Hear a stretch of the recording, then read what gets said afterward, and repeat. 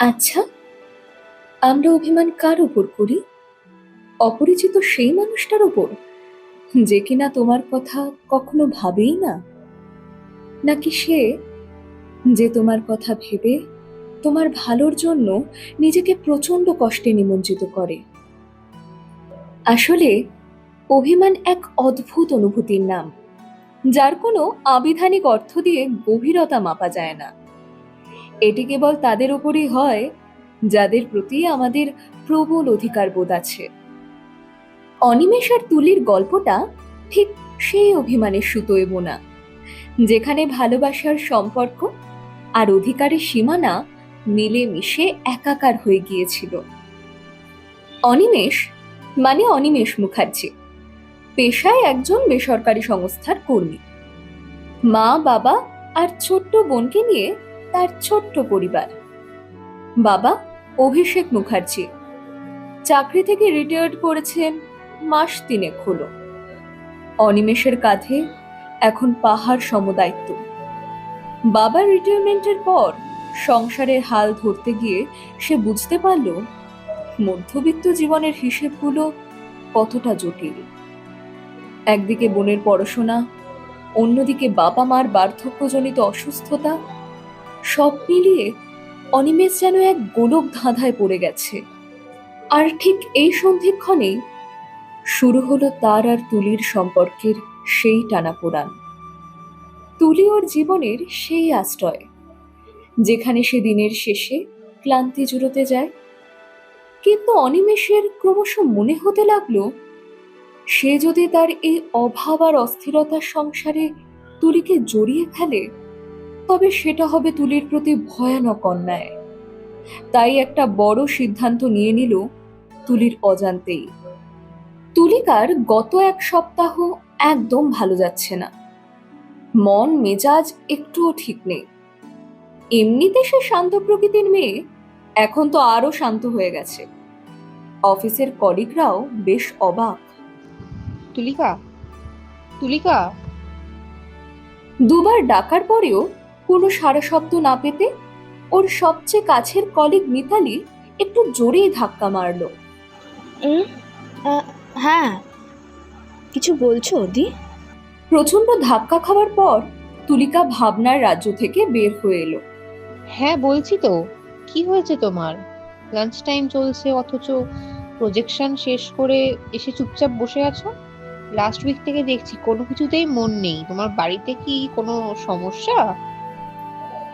মিতালির এই প্রশ্নের উত্তরে কি বলবে বুঝতে না পেরে তুলিকা কাছুমাছু মুখ করে বলল, না তো, বাড়িতে তো সবাই ঠিকঠাকই আছে। কিছু কি হয়েছে দিদি? প্রেজেন্টেশন স্লাইডে কি কিছু ভুলভ্রান্তি করেছি? মিতালি একটু অবাক হয়ে বলল, না তো, সব তো খুব স্মুথলি হয়েছে। আসলে গত কয়েকদিন ধরে তোমাকে বড্ড অন্যমনস্ক দেখাচ্ছে, ক্যান্টিনে আসছো না লাঞ্চ টাইমে। সেই কারণেই জিজ্ঞাসা করছি, কোনো অসুবিধা থাকলে বলতে পারো, যদি সেই সমস্যার কোনো সমাধান আমি করে দিতে পারি। তুলিকা একটু ভাবলো, তারপর বলল, আসলে দিদি, আমি যে ব্যাপারটা নিয়ে চিন্তিত সেটা তোমাকে এই মুহূর্তে বলতে পারছি না। অফিস টাইমের পর আমার সাথে ওই অফিসের সামনে যে কফি শপটা আছে ওখানে যাবে? হ্যাঁ অবশ্যই। আজ কি? তুলিকা মাথা নাড়তেই ঠিক হলো যে দুজনে অফিস টাইমের শেষে ক্যাফেতে যাবে। কিন্তু মানুষ যা ভাবে তা কি আর সব সময় একভাবে ঘটে? তাই তাদের এই যাওয়ার প্ল্যানিং এর ব্যাঘাত ঘটিয়ে হঠাৎ করে তুলিকার ফোনটা বিকট কর্কশ শব্দে বেজে উঠল। হ্যালো। ফোনের অন্য পক্ষ থেকে ভেসে আসা গলার কথা শুনতে পেয়ে তড়িৎ গতিতে উঠে দাঁড়ালো। তারপর, এই এক্ষুনি আসছি দিদি, এক মিনিট প্লিজ। এটুকু মিতালিকে বলেই ফোনটা কানে রেখে অফিসের ক্যান্টিনের দিকে দ্রুত গতিতে এগিয়ে গেল। হ্যাঁ বলো অনিমেষ, কেমন আছো? অনেকদিন পর ফোন করলে। অন্য পক্ষ থেকে কি কথা হলো সেটা শোনা গেল না, কিন্তু অনিমেষ নামের ব্যক্তির যে ফোন এসেছে এই বিষয়ে কনফার্ম হওয়া গেল। হ্যাঁ, আমিও ভালো আছি। কিছু বলার থাকলে বলতে পারো। আজকেই? হঠাৎ? না না, সেরকম কোনো সমস্যা নেই, আমি তো অফিসেই আছি, 6টার আগে তো ছুটি হবে না। তুমি তাহলে অফিসের সামনের ক্যাফেটাতে চলে এসো না, তাহলে খুব সুবিধা হতো আর কি, বেরিয়ে দেখা করতে পারতাম। ঠিক আছে, সাবধানে এসো। এটুকু তুলিকার বলার আগেই ফোনের ওপাশের লাইনটা কেটে গেছে। যদিও একটু অন্যরকম খারাপ লাগা লেগেছে, তবুও তুলিকার ঠোঁটে মুচকি হাসি লেগে আছে। নিজের ডেস্কে পা বাড়ানোর আগেই মিতালি দিকে তার ডেস্কের কাছে দাঁড়িয়ে থাকতে দেখতে পেয়ে তার দিকে এগিয়ে গেল। দিদি, আজ না হবে না যাওয়া, কাল পাক্কা অফিসের পর যাব।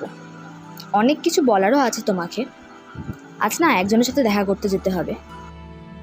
মিতালি এতদিন পর তুলিকার ঠোঁটের কোণে লজ্জা মিশ্রিত একটা হাসি দেখতে পেয়ে বুঝতে পারল সেই একজন কে হতে পারে।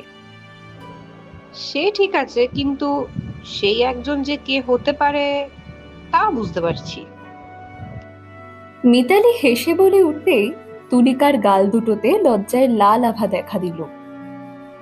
থাক থাক, আর লজ্জা পেতে হবে না, কাজ তাড়াতাড়ি শেষ করে নাও, বেরোতে হবে তো। আমি এখন আসি। মিতালি তুলিকার কাঁধে হালকা চাপড় মেরে হালকা হেসে নিজের ডেস্কের দিকে এগিয়ে গেল। অফিসে ছুটি পেতেই বেরিয়ে সামনের ক্যাফেতে যেতে তুলিকার মিনিট 10 মতো লাগলো। ওর যেতে যেতে ছোট্ট একটা ইন্ট্রো দিয়ে দি বড়। তুলিকা সেন, ওরফে তুলি, অনিমেষের মতোই একজন কর্পোরেট এমপ্লয়ি। বাবা অবিনাশ সেন একজন সরকারি উচ্চপদস্থ কর্মকর্তা ছিলেন। এখন অবসর নিলেও তার পেনশন আর জমানো টাকায় সেন পরিবারের কোনো কিছুরই অভাব নেই। মা সুজাতা দেবী পেশায় একজন স্কুল শিক্ষিকা হলেও ভীষণ ঘরোয়া এবং শৌখিন মানুষ। উত্তর কলকাতার পুরনো কিন্তু বেশ ছিমছাম এক দোতলা বাড়িতে তাদের বাস।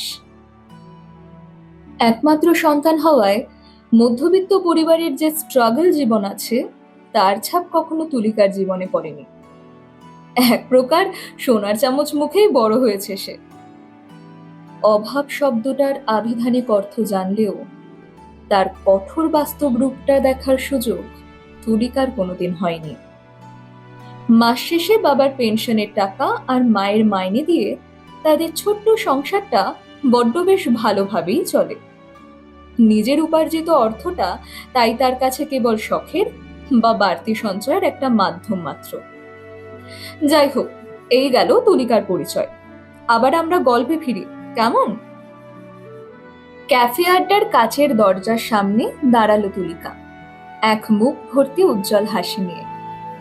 ক্যাফের দরজা ঠেলে ঢুকতেই দেখলো তার আর অনিমেষের প্রিয় সেই কর্নারের টেবিলটার একদিকের চেয়ারে অনিমেষ বসে আছে। হাত দুটো দিয়ে ফোনে বোধহয় কিছু টাইপ করতে ব্যস্ত। মুখটা কেমন শুকনো শুকনো লাগছে। তুলিকার মুখেও তার ছায়া পড়ল। সে টেবিলের আরেক দিকের চেয়ার টেনে বসতেই অনিমেষ মাথা তুলল। অনেকক্ষণ এসেছো? আসলে কাজ মিটিয়ে মিটিং শেষ করে বেরোতে বেরোতে না অনেকটা লেট হয়ে গেল। তোমার শরীর ঠিক আছে তো? ইটস ওকে, বেশিক্ষণ না, জাস্ট 5 মিনিট হয়েছে। তুমি কিছু খাওয়ার অর্ডার করো, ডাইরেক্ট অফিস থেকে এলে তো। অনিমেষ কথাগুলো বলে ফোনে কিছু একটা করে টেবিলের ওপর উপুড় করে রাখল। ওর শান্ত গলার স্বরে এমন কিছু একটা ছিল যা তুলিকার বুকের ভেতরটা কেমন যেন খচখচ করে উঠল। ওয়েটার ছেলেটিকে 2 কাপ কফি আর 2টো ভেজ স্যান্ডউইচের অর্ডার দিতে দিতে তুলিকা লক্ষ্য করল অনিমেষের সেই চেনা উজ্জ্বল চোখের চাহনিটা আজ নেই। সে জায়গায় এক রাশ ক্লান্তির ছাপ। সে অনিমেষের হাতের ওপর আলতো করে হাত রেখে বলল, কি হয়েছে অনিমেষ? তুমি কি ঠিক আছো? বাড়িতে সবাই কেমন আছে? অফিসে কোনো সমস্যা? সবাই আছে কোনো মতে। আসলে বাবা রিটায়ার করার পর থেকে খরচ আর আয়ের হিসাবটা মেলাতে বড্ড কষ্ট হচ্ছে।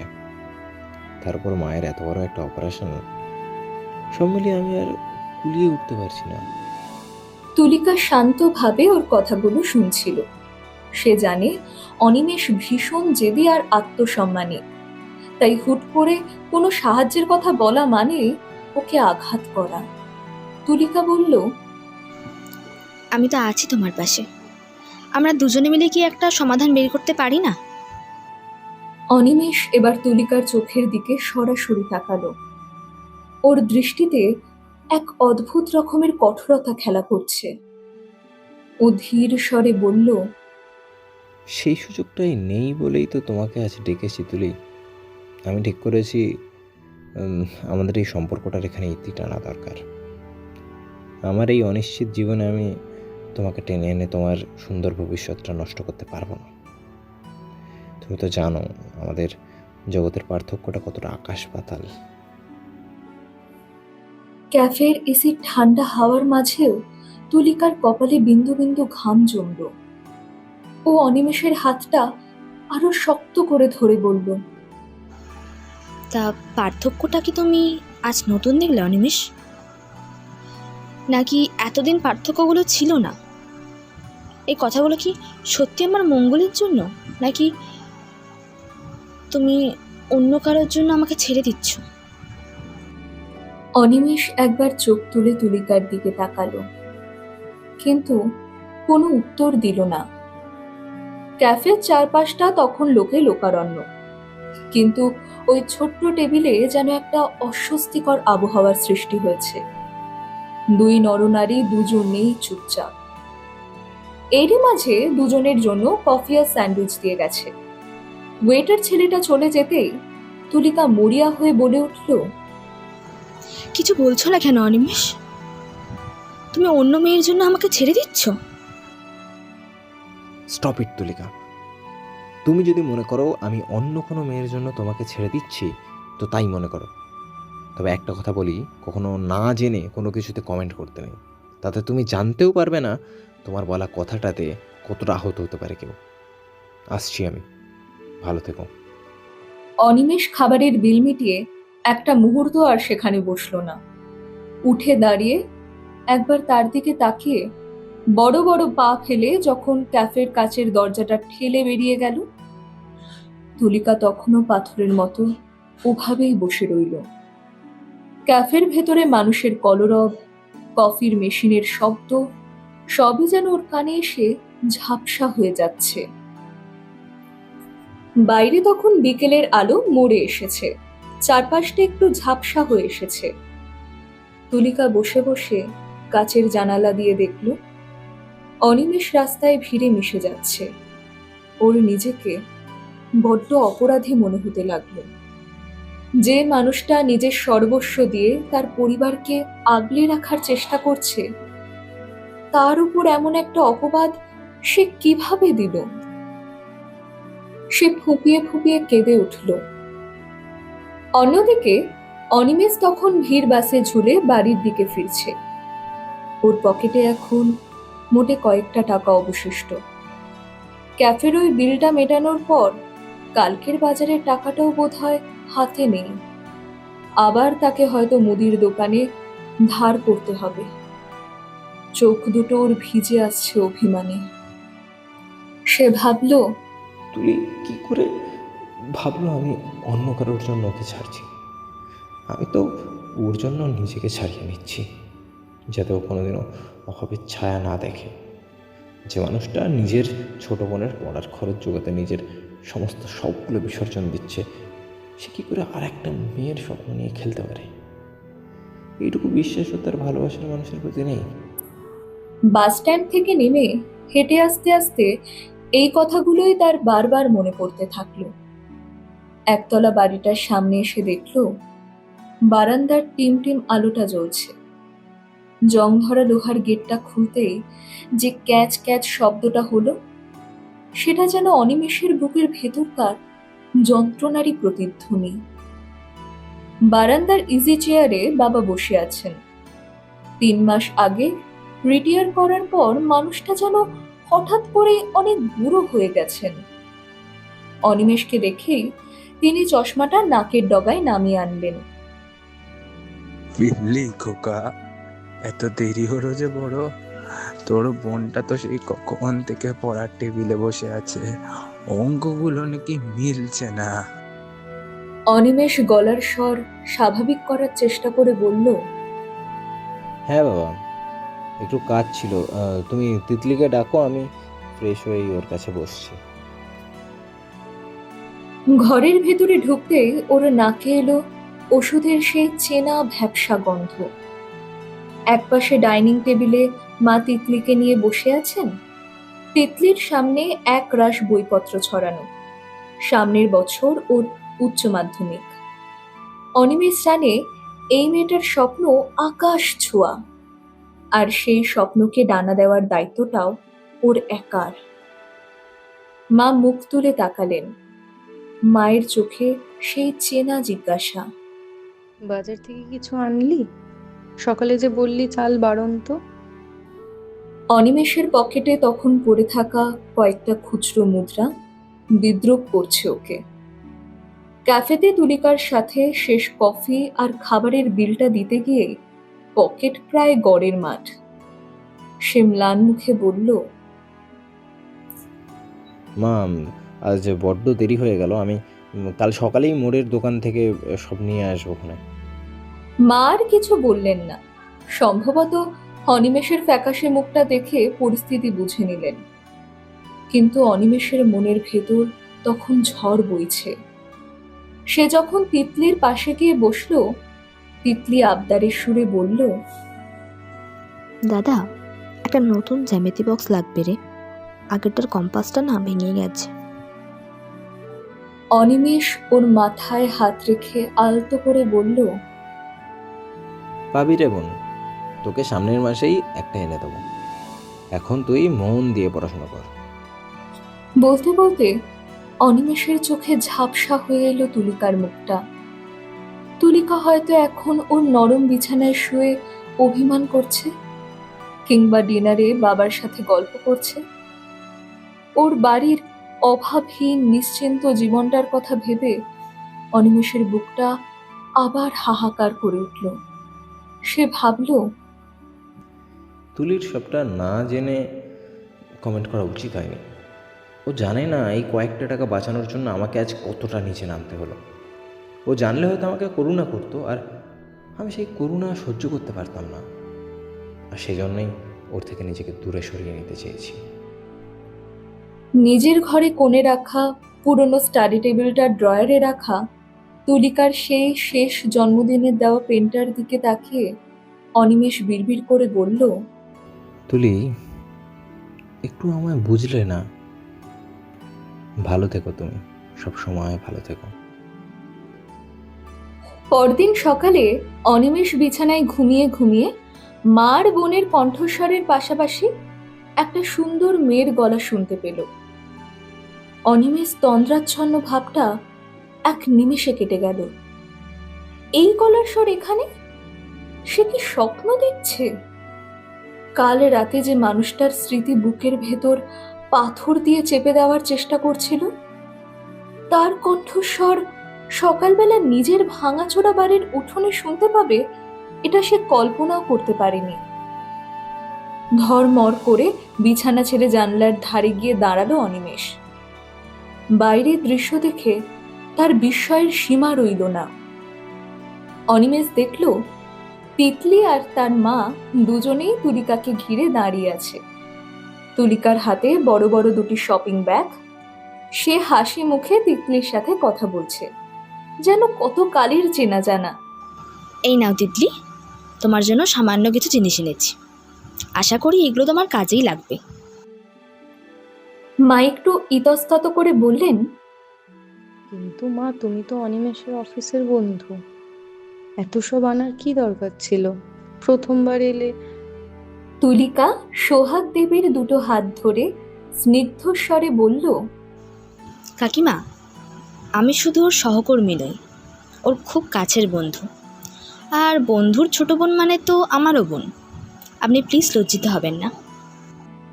অনিমেষ আর নিজেকে আটকে রাখতে পারল না।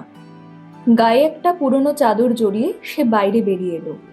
ওকে দেখেই তুলিকার মুখের হাসিটা একটু থমকে গেল, কিন্তু পরক্ষণেই সে নিজেকে সামলে নিল।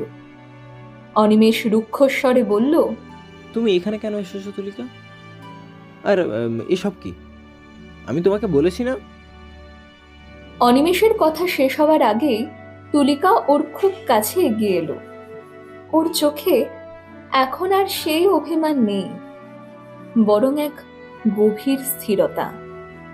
তারপর পিছিয়ে গিয়ে সোহাগ দেবীর হাত ধরে একটু মুচকি হেসে মুখটা করুণ করে বলল, দেখুন না কাকিমা, আপনার ছেলেটা না বড্ড বদমাইশ। কোথায় আমি প্রথমবার ওর বাড়িতে এলাম, আদর আপ্যায়ন করবে, মিষ্টি মিষ্টি কথা বলবে, তা না, মুখটা কেমন বাংলার পাঁচের মতো করে দাঁড়িয়ে আছে। সোহাগ দেবী আর তিতলি হো হো করে হেসে ফেলল। সাথে অনিমেষের বাবাও হাসতে হাসতে বললেন, হ্যাঁ মা, একদম ঠিক ধরেছ। আমাদের অনিটা বরাবরই ওরকম, একদম গোমরা মুখ। তুমি কিছু মনে করো না মা, ও আসলে একটু অবাক হয়ে গেছে। অবিনাশবাবু তিতলির দিকে তাকিয়ে বললেন, তিতলি, তো দিদিকে ভেতরে নিয়ে যা। আর সোহাগ, ঘরটা বড্ড অগোছালো হয়ে আছে, একটু গুছিয়ে নিয়ে মাকে বসতে দাও। অনিমেষ যেন নিজের বাড়ির এই নতুন রূপটা দেখে স্বপ্নাবিষ্টের মতো দাঁড়িয়ে রইল। তুলিকা তিতলির কাঁধে হাত দিয়ে ভেতরে যেতে যেতে একবার আর চোখে অনিমেষের দিকে তাকালো।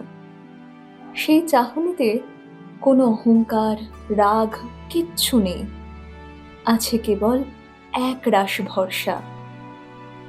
অনিমেষ দেখল ওর মা সোহাগ দেবী যে আঁচল দিয়ে কিছুক্ষণ আগে দুশ্চিন্তায় কপাল মুছছিলেন, সেই আঁচল দিয়েই এখন আনন্দের সাথে তুলিকার জন্য তড়ি ঘড়ি করে জলখাবারের জোগাড়ে ব্যস্ত হয়ে পড়েছেন।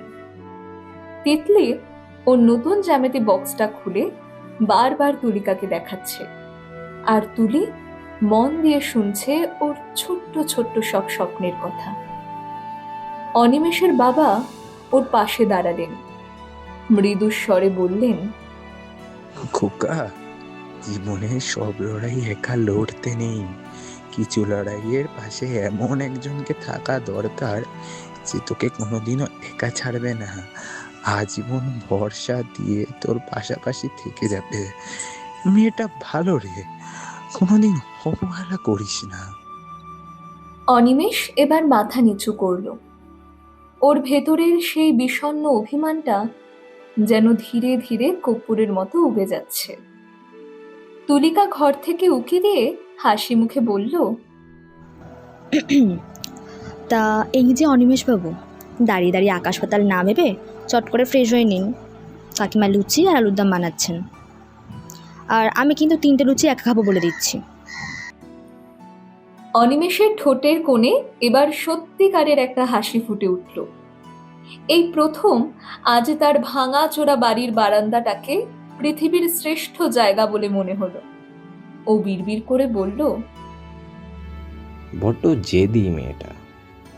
কিন্তু সেই জেদটার ওপর আজ আর কোনো রাগ নেই, আছে এক গভীর কৃতজ্ঞতা। অভিমানের সুতোটা কিন্তু ছিঁড়ে যায়নি, বরং তা আরো মজবুত হয়ে এক নতুন সম্পর্কের বুনন শুরু করে দিল।